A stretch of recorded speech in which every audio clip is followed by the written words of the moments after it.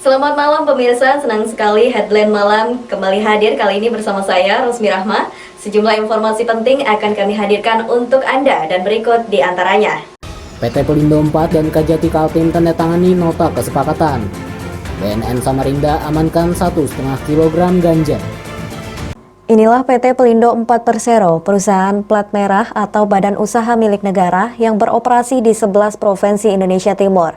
Di Kalimantan Timur, perusahaan yang sudah berdiri sejak tahun 1991 itu memiliki aset besar sebagai pengelola 7 pelabuhan dan terminal, serta 2 pelabuhan lagi ada di Provinsi Kalimantan Utara. Karena adanya aset-aset besar dan kegiatan bisnis di Kalimantan Timur dan Kalimantan Utara, manajemen Pelindo 4 sepakat bekerja sama dengan Kejaksaan Tinggi Kaltim. Dalam tupoksinya, Kejaksaan juga adalah pengacara negara. Jika Pelindo membutuhkan dalam hal penegakan hukum, maka Kejaksaan sebagai pengacara negara bisa mendampingi Pelindo. MOU hari ini adalah agenda 2 tahun sekali. Memang menjadi salah satu arahan dari Kementerian BUMN. Kejaksaan Tinggi atau Kejaksaan Negeri adalah sebagai jaksa pengacara negara untuk membantu Pelindo dalam hal bagaimana pengamanan aset dan orientasi bisnis Pelindo sendiri. Agenda hari ini adalah penandatangan MOU dengan Pelindo, tentunya kerjasama dalam bidang perdata dan tata usaha negara.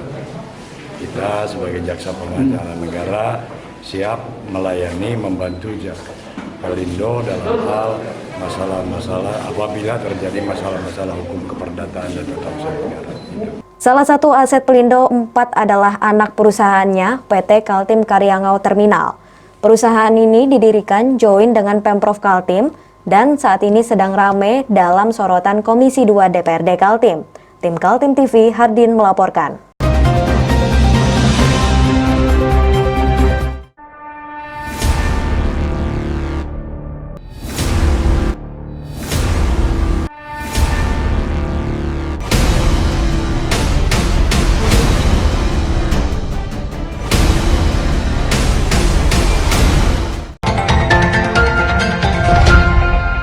Meski ada pandemi COVID-19, aksi peredaran narkotika dan obat-obatan di Kalimantan Timur tidak berhenti.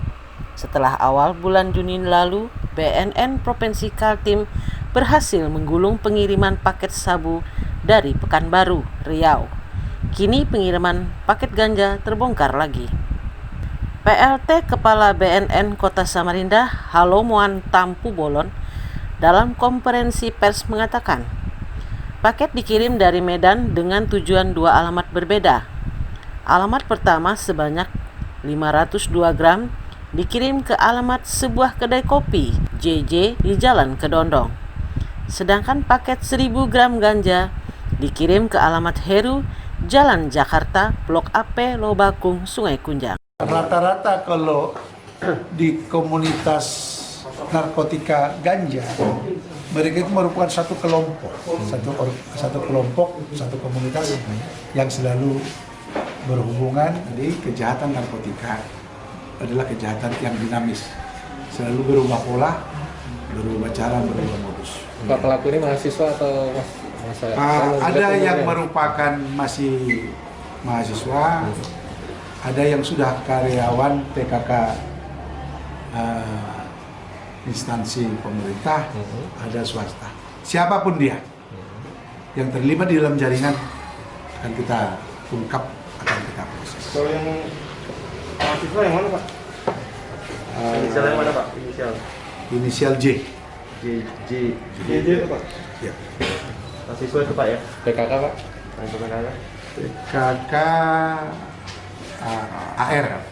PKK di Samarinda Pak ya? Samarinda. Pengiriman narkotika menggunakan jasa travel paket semakin sering terbongkar.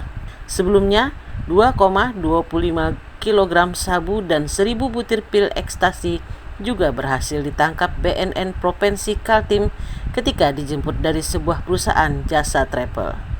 Tampu Bolon mengatakan, untuk ganja kering yang dibongkar BNN Kota Samarinda, 3 pelakunya sudah diamankan, yaitu H, 26 tahun, JJ 20 tahun dan AR 24 tahun. Tersangka JJ tercatat sebagai seorang mahasiswa. Bahan baku narkotika, ganja kering tadi, dibungkus dengan kopi. Dibungkus dengan kopi sehingga mungkin untuk aromanya tidak tercium. Tetapi ya itulah tantangan yang harus selalu kita upayakan untuk bisa kita ungkap.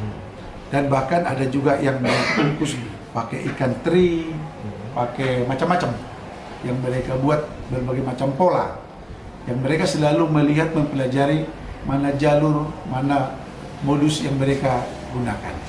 Sehingga kejahatan narkotika bukan kejahatan yang statis, tetapi selalu dinamis dia, berubah.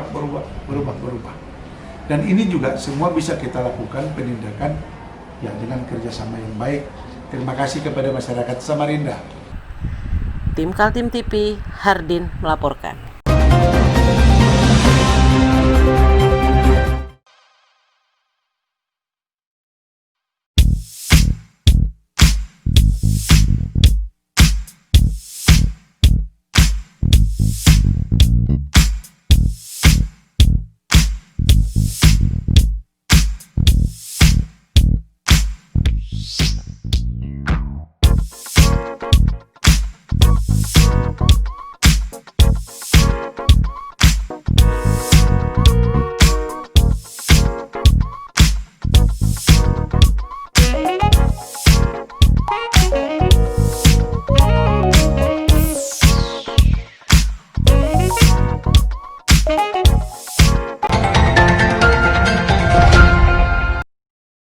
Bidokes Polda Kaltim menggelar rapid test massal kepada sopir bus, angkot, kondektur, serta warga yang beraktivitas di Terminal Batu Ampar, Balikpapan Utara. Rapid test dimulai sejak pukul 8 pagi di ruang tengah Terminal Batu Ampar pada 24 Juni 2020 pagi. Setiap orang yang akan mendaftar untuk dilakukan rapid test terlebih dulu dicek suhu badan dengan menggunakan termogan dan mengatur jarak untuk duduk sembari menunggu panggilan giliran untuk dilakukan pendataan. Dalam rapid test gratis yang digelar oleh Bidokes Polda Kaltim dalam rangka peringati Hari Bayangkara ke-74 tahun, Bidokes menyiapkan 100 alat rapid test. Tujuan rapid test massal yang dilakukan untuk mengetahui secara dini dan mengurangi penyebaran COVID-19. Hasil rapid test bisa diketahui secara langsung. Terima kasih. Hari ini Bidokes Polda Kalimantan Timur bekerja sama dengan Jasa Harja dan Lalu Lintas melaksanakan rapid test gratis untuk driver baik itu bis, angkot maupun kondektur dan petugas yang ada di terminal ini. Tujuannya untuk mengurangi atau membantu pencegahan COVID-19 ini. Targetnya yaitu 100 orang. Jadi 100 orang kita juga siapkan sembako juga untuk meningkatkan atau untuk mengurangi kesenjangan sosial karena mungkin selama PSBB itu akan ada gangguan dari penghasilan dari para sopir. Sementara itu, sopir angkot Barmanto mengatakan sejak pandemi COVID-19 dirinya tidak lagi menjadi sopir angkot lantaran sepi penumpang. Dirinya senang lantaran hasil rapid test negatif. Di rapid test tadi hasilnya negatif, gimana Pak perasaan Bapak? Alhamdulillah senang Pak, tidak ada gejala Pak. Tidak ada gejala Pak ya? Selama ini kerja apa Pak? Ya keadaan ini prei, biasanya naksi Pak. Biasa naksi, saat ini pre Pak ya? Ya. Jadi untuk sehari-hari gimana Pak kalau pre Pak? Ya prei kelihatannya loyo, soalnya kalau tidak gerak dia loyo kelihatan. Kalau gerak ya kalau gini ada keterampilan apa gitu agak siap. Sudah berapa lama Pak nggak narik ini Pak karena COVID? Selama itu ada COVID di ini Pak ya? stop itu, stop juga Pak. Usai menjalani rapid test massal, Polda Kaltim membagikan sembako kepada sopir bus, angkot, dan kondektur. Dari Balikpapan, Muhammad Idris, Tim Kaltim TV.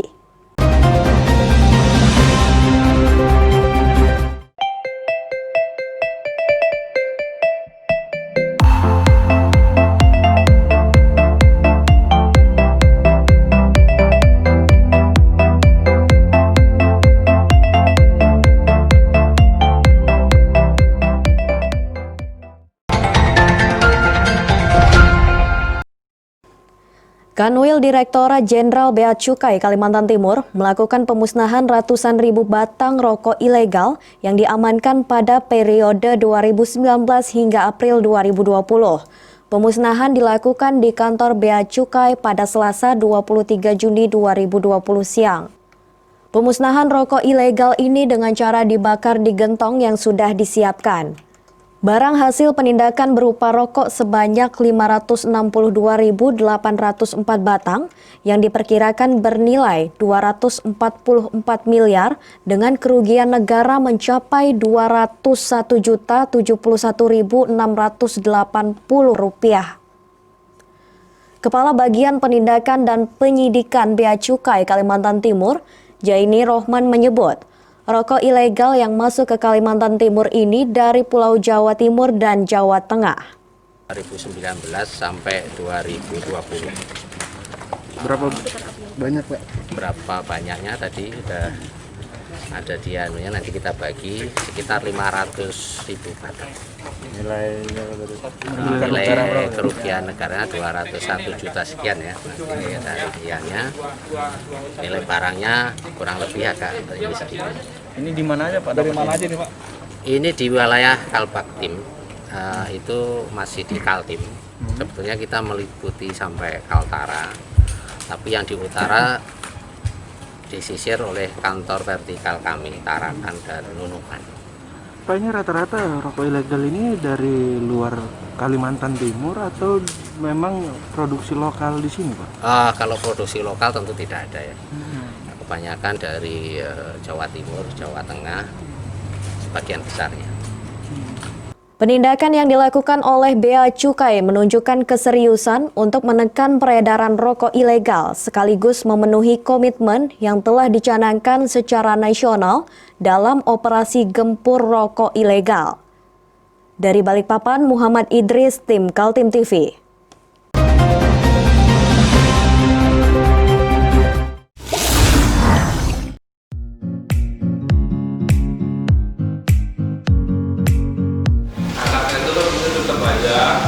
Cara mudah beriklan digital di Kaltim TV.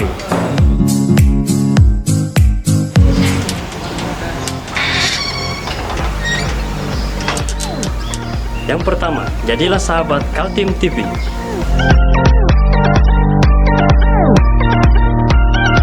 Dengan Rp1 juta, para sahabat mendapat 20 kali tayang di slot berita kamu.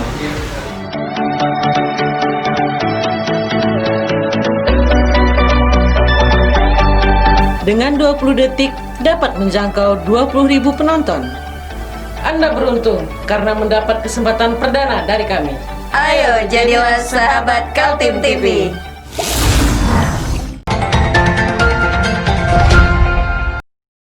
Empat masalah masih ditemukan dalam sistem pengelolaan keuangan pemerintah daerah.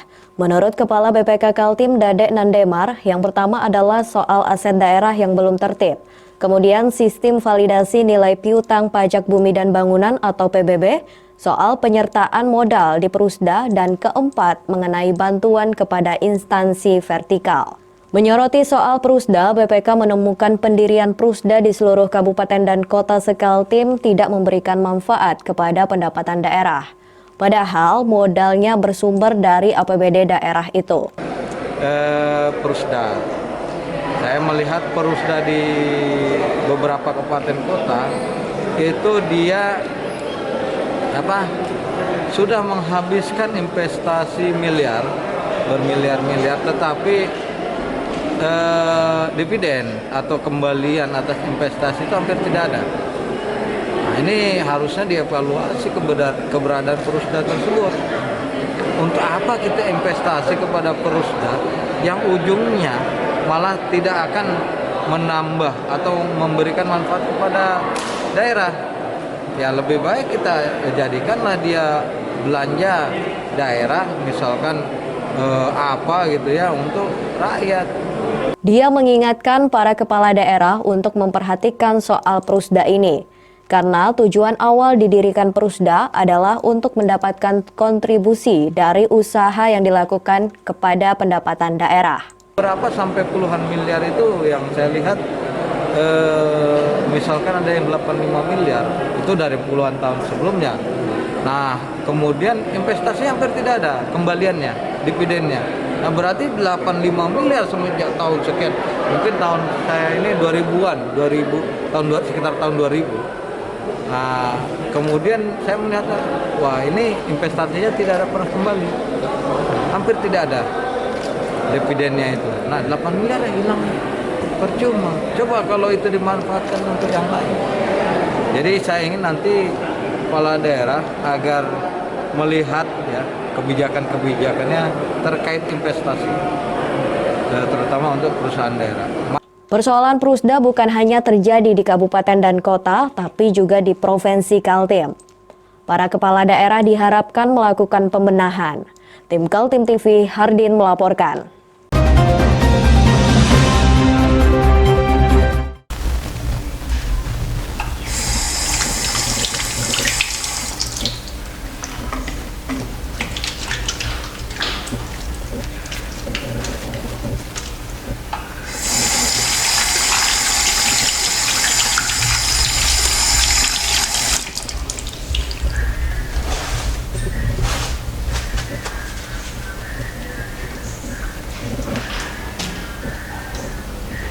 Meskipun di rumah saja, kita tetap selalu menjaga kesehatan, cuci tangan, menggunakan hand sanitizer. Ingat, mulailah dari diri sendiri.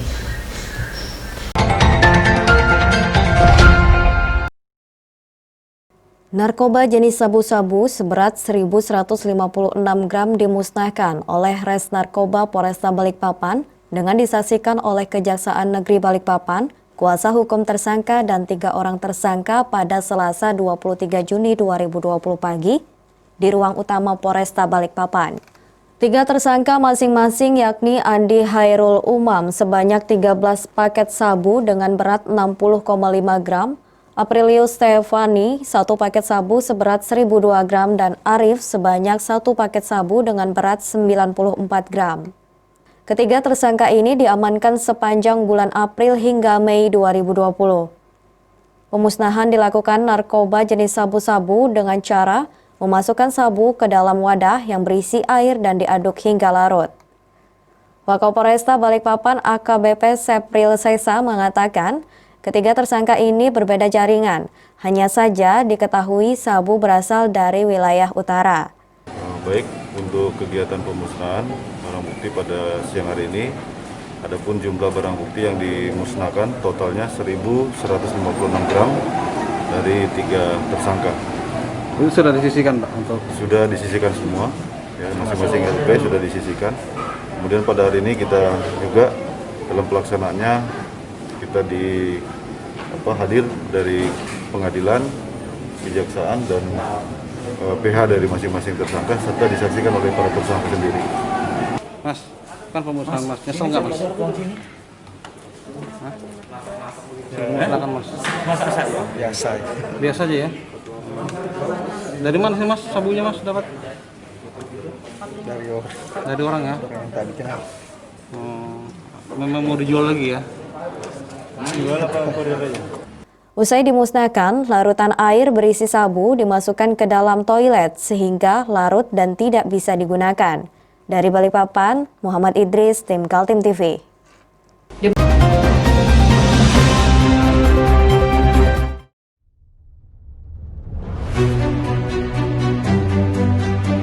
Hari ini kita ada kegiatan untuk membungkus sembako untuk dibagikan ke masyarakat yang membutuhkan karena COVID-19 ini.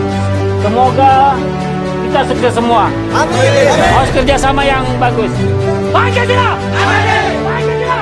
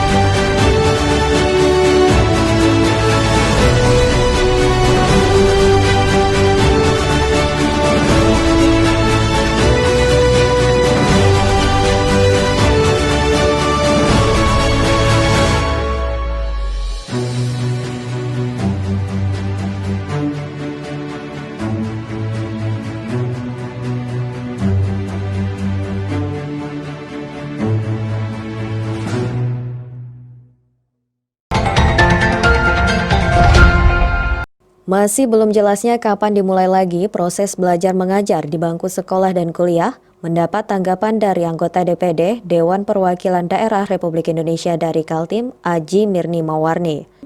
Menurutnya, para orang tua bersabar saja menunggu pengumuman resmi dari pemerintah. Kita ikutin pemerintah saja, Pak. Apa kata pemerintah ya kita ikutin saja.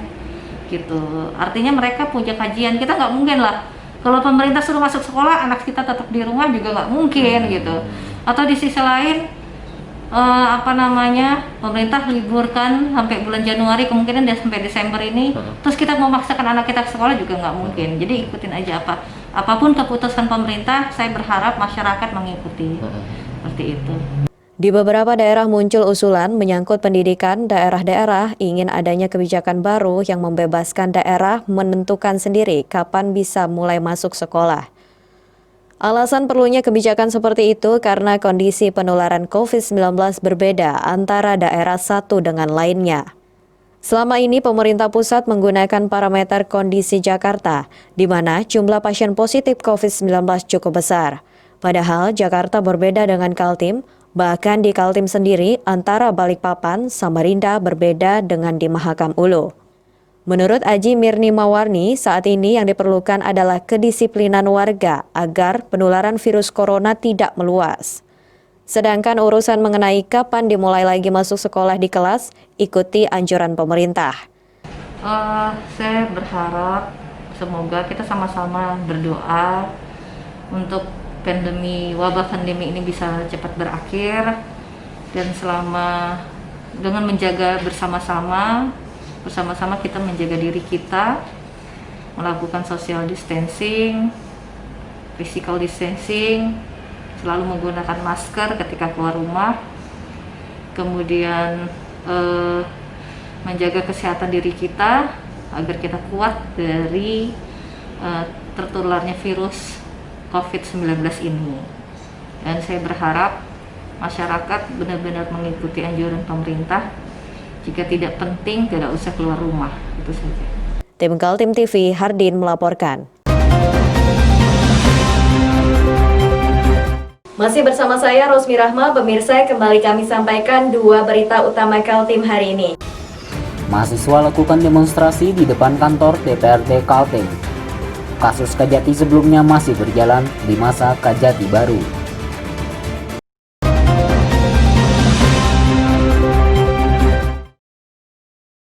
Pintu gerbang gedung DPRD Kaltim Kamis kemarin dijaga ketat aparat kepolisian. Pasalnya sejumlah mahasiswa mengatasnamakan PMII, Pergerakan Mahasiswa Islam Indonesia, Komisariat Unmul berdemonstrasi menyampaikan aspirasi. Tuntutannya seperti terdengar dalam orasi para aktivis mengenai tarif jalan tol yang mereka nilai kemahalan, serta penyaluran bantuan sosial dari Pemprov yang lamban. Di tengah pandemi COVID-19 ini, banyak persoalan yang dimana pemerintah membuat kebijakan yang mana kebijakan tersebut tidak pro terhadap rakyat. Dari persoalan tarif tol yang begitu mahal, per kilonya saja 1.200 jika kita bandingkan dengan di luar Kalimantan. Semisal kita mengambil sampel di Pulau Jawa, itu hanya sekitar 200 rupiah per kilometernya. Tetapi di sini, per kilometernya saja sudah 1.200. Pak, kita menggunakan APBD daerah juga. Yang mana APBD yang dikeluarkan adalah 3,3 triliun, kawan-kawan. Betul, sahabat? Betul! Demo-demo para mahasiswa ini muncul kembali setelah masa pandemi COVID-19 yang memaksa warga untuk tinggal di rumah saja. Namun setelah wakil wali kota membuat pelonggaran yang membolehkan aktivitas di luar rumah, dengan menerapkan protokol kesehatan, kehidupan berlangsung pulih kembali. Termasuk munculnya kembali demo-demo mahasiswa yang sempat redup akibat COVID-19. Para aktivis kemudian diizinkan masuk ke gedung para wakil rakyat. Mereka diterima oleh Ketua Komisi 4 Rusman Yakub dan Ketua Komisi 2 Feridiana Hurakwang, ditemani anggota Sutomo Jabir dan Ninja Listiono. Kalau secara person-person saya pikir semua anggota DPRD ini sepakat menolak tarif jalan tol yang sekarang sangat memberatkan. Kita semua sandaran banyak, lebih dari 500 rupiah lah rupiah ya? Ya Rp500 8 hari. Karena pertimbangannya bukan karena faktor investasi tadi, bukan cuma karena ada 3,3 triliun. Kita ini penyumbang terbesar untuk dari sumber daya alam yang kita ini kita sumbangkan untuk perekonomian nasional itu cukup banyak. Mestinya pusat itu tidak hanya melihat dari sisi investasinya, tapi dia juga wajib mensejahterakan masyarakat Kaltim. Saatnya sekarang masyarakat Kaltim disejahterakan, salah satunya melalui tol itu. Entah bagaimana skemanya, ya pusat dengan pengelola jalan tol yang pikirkan.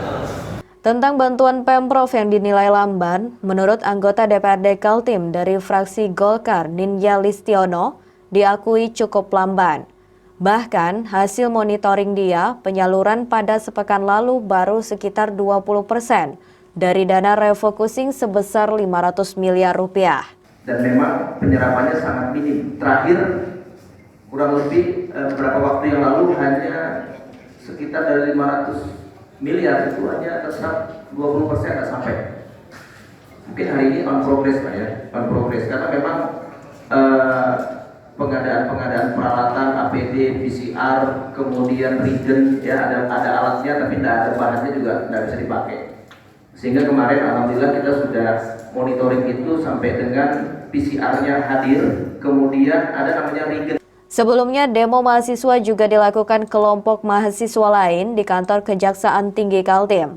Mereka menuntut kejaksaan mengusut perusda-perusda yang diduga menggelapkan keuangan pemerintah. Tim Kaltim TV melaporkan.